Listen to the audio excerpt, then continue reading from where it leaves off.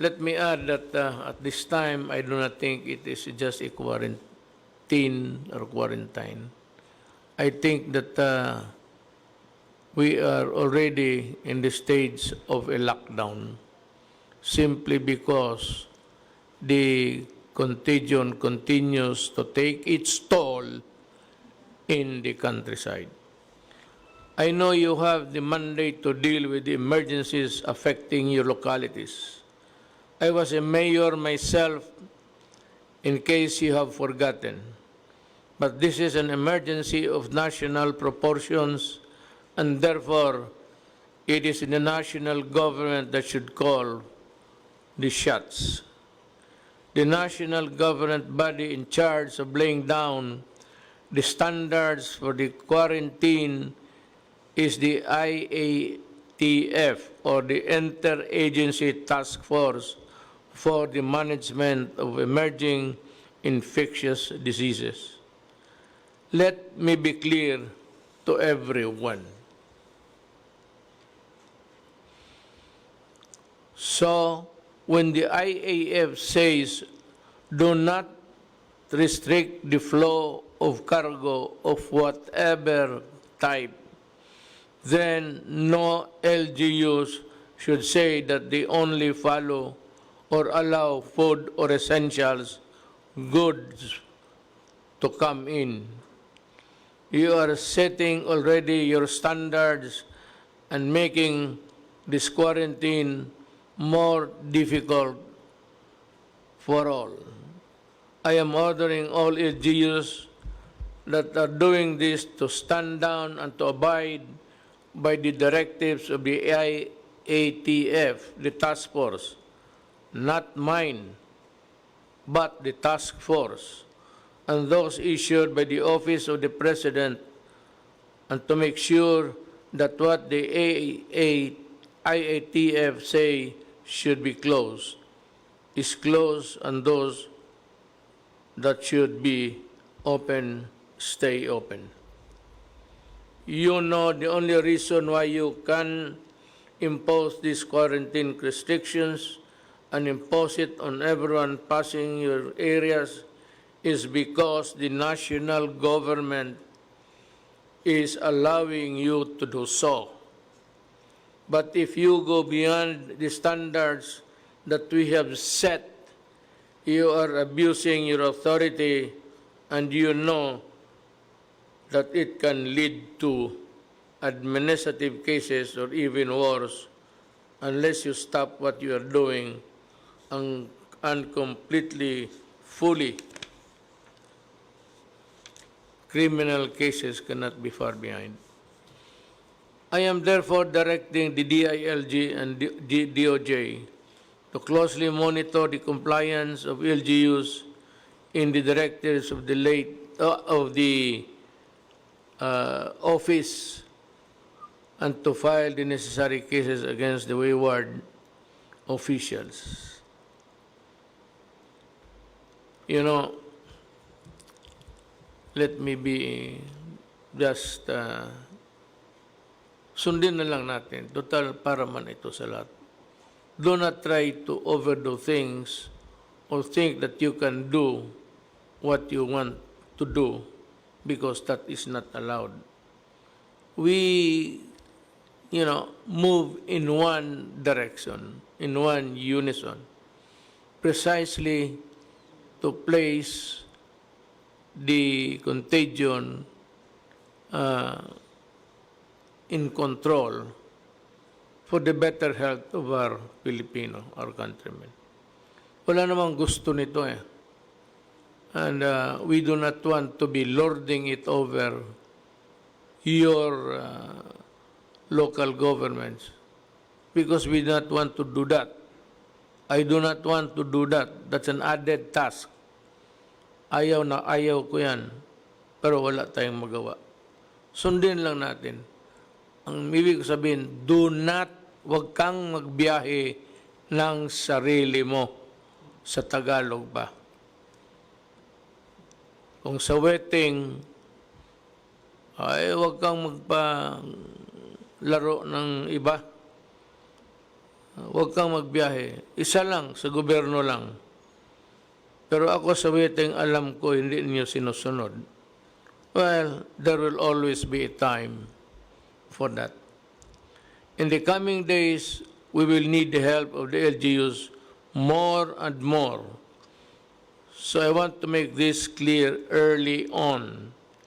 Let us work together to implement this quarantine, and it should all begin with the LGUs making sure that your actions are consistent with the national directive. To do otherwise would sow confusion. All over the world there is confusion and chaos already because of these lockdowns. We are not the only ones into it. All countries of the world, as a matter of fact, are doing it. And that is why it adds more trouble than what is already there that we can handle. We are not alone, but let our country lead the way in imposing a lockdown and strict enough to effectively kill COVID-19. Liberal enough so that our people will not die of hunger, and orderly enough so that our country will not be driven towards chaos during these difficult times. Problema kasi nito, COVID-19 is passable. Sa tao lang. It's contact. Yung handshake o yung just maybe rubbing each other's elbow. We have to look for further and think of the economic survival of the country even after the crisis is over. Alam mo, sa totoo lang, importante lang malaman ninyo. We are imposing the social distance. Kasi nga, ang transmittal, tao lang ang pwedeng magbigay ng sakit na yan sa iyo. Hindi, walang ibang bagay. Tao ang magbigay sa iyo ng sakit na yan. So, iwasan mo ang kapwa mo tao. Pag magdating yung nagpautang sa iyo, magtago ka na ng gusto. Okay yan. Sabihin niya na nagtatago-tago ka. Gusto kong bumayad, si COVID ang ayaw. Yung stranded, we will try to help you. Your Air Force and your Army will help you wherever you are. Kung wala ka nang mauwian, kung wala na kayong matulugan, I am asking the military commanders of the different camps all over the country that you can go there and ask for accommodation at pagkain. And they will, they would only be too willing to help you. Yan ang ating army at police. Bigyan kayo pagkain at tulugan. And in the meantime, they will try to communicate the authorities in Manila to, we will try to, anyway, makukuha ko kayo. That is a very terrible thing. You know, as a matter of fact, it would have been very cruel for you to drive away, lalo na yung mga bata nagbakasyon, tapos walang mauwian, walang tatanggap. My heart bleeds for them. Hindi mo malaman kung saan ka pupunta. Pilipino ka naman, pero wala namang tatanggap sa iyo. To me, I can understand your refusal. But more than your feeling, yung akin is to somehow protect and help Filipinos in distress. As your president, I am now invoking the sanctity of my oath of office. to help people and my countrymen. To all NGOs, let us move forward together with one accord.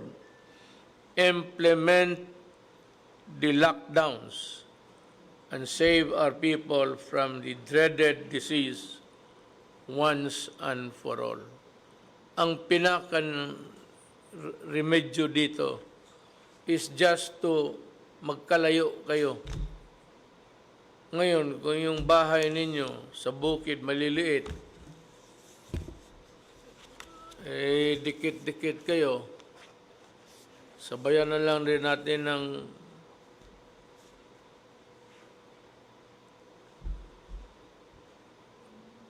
ano bang prayer, dasal. Sabayan na natin ng dasal na tutulungan yung mga tao, mga Pilipino na they are not in a position, wala sa kanilang kakayahan na magsunod ng mga social standing. Better still, just keep your distance from strangers or friends, just so na maputol yung contamination from A to B, B to C. Kung kay D putulin natin doon, yun ang maganda. So it's actually the social intercourse that is bad at this time. I hope you can understand us at maintindihan rin ninyo kung ano ang ginagawa namin. Maraming salamat.